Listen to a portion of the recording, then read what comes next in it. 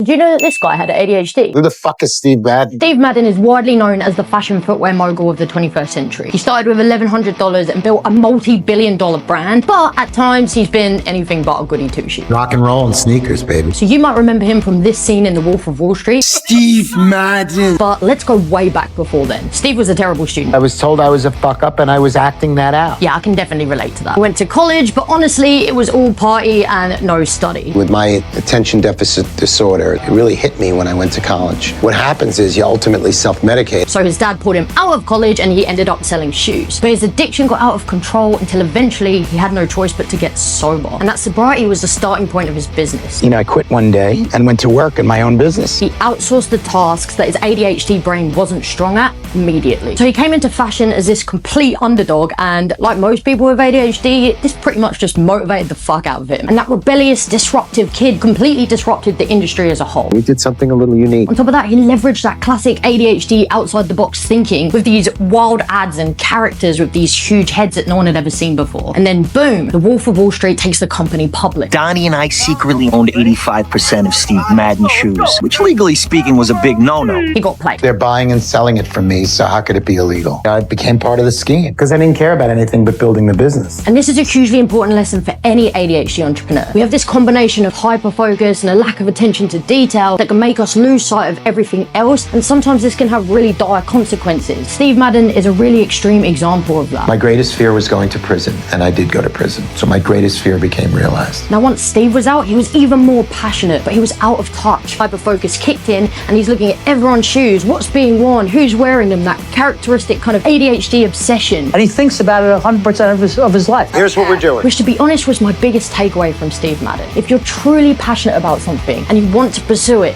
do it. If the shoe fits, you should probably wear it.